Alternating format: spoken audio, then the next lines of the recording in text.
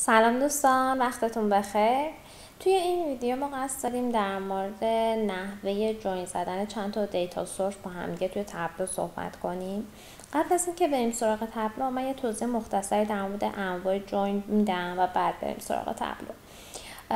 من گشتم یه تصویری پیدا کنم که بتونه به توضیحات ما کمک کنه.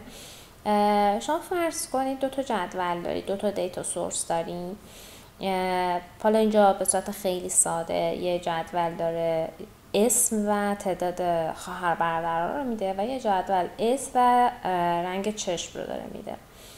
ما اگه بخوایم اینر جوین بزنیم، یه جوری یعنی اشتراکات دو تا جدول رو در بیاریم، همین قسمتی که میبینید توصیه، یعنی ما تمام کلی اشتراکاتی که دو تا دیتا سورس با هم دارن رو میخوایم در بیاریم.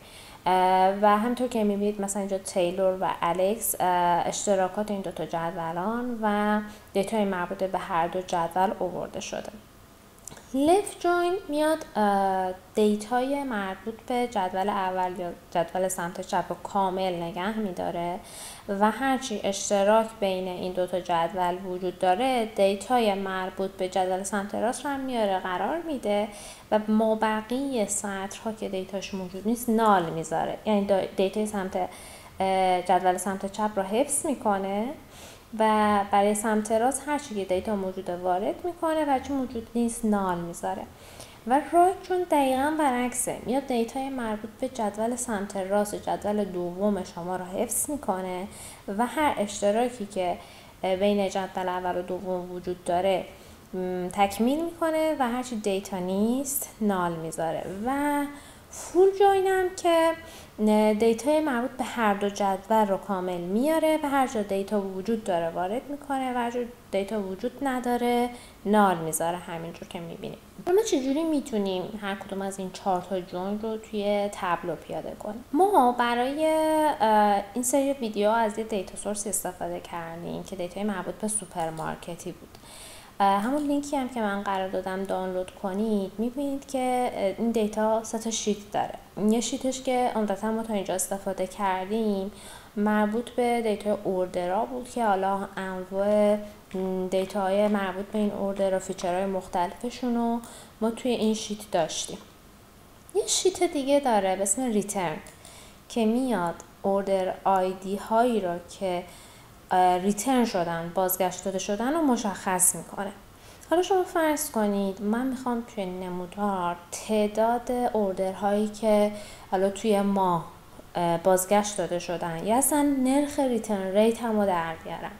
برای این کار من چون توی شیت اولم این دیتا رو ندارم و توی دیتا سورس دیگه یا حالا توی یه شیت دیگه این دیتا رو دارم، لازمه که بیام این دوتا دیتا سورس رو، این دوتا شیت رو جوین بزنم. توی تابلو این امکان خیلی ساده در اختیار شما قرار داده میشه. شما حالا اون دیتا سورس حالا هر چی باشه، اصلا یه اکسل دیگه باشه یا هر چیز دیگه ای باشه، وقتی آپلودش میکنید لیستش اینجا قرار گرفته میشه. الان شما ببینید ما شیت اوردر رو آوردیم و تا اینجا ازش استفاده کردیم. حالا میخوایم که از دیتای مربوط به شیت ریترن هم استفاده کنیم. شما خیلی راحت میتونید اینا بکشین بیارین تو همین فضا رها کنید، خودش میاد به صورت دیفالت جوین میزنه. اینجا حالا اینر جوین زده، شما رو همین نماد جوینه کلیک کنید، هر 4 تا جوین برای شما امکان پذیر میشه.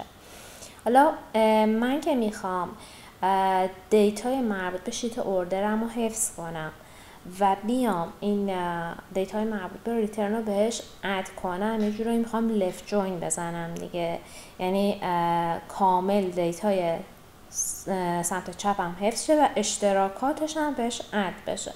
پس لفت جوین رو انتخاب میکنم. حالا ستونی که شما بر اساسش میخواین جوین بزنید، این پایین هر چند تا ستونی که بخواین قابل انتخابه. اینجا حالا چون اوردر آیدی اسم یکی بود خودش تشخیص داده و آورده و مساوی قرار داده، ولی اگر شما ستوناتون هم نام نباشه نمیتونه تشخیص بده یا اشتباه تشخیص میده. شما خیلی راحت میتونید اینجا ستون مورد نظرتون انتخاب کنید و همینطور دیتا سورس سمت راست که فقط 2 تا ستون داشت اینجا لیستش هست و شما میتونید خیلی راحت انتخاب کنید. پس به این ترتیب ما میتونیم هر 4 تا جمله رو توی تابلو پیاده سازی کنیم.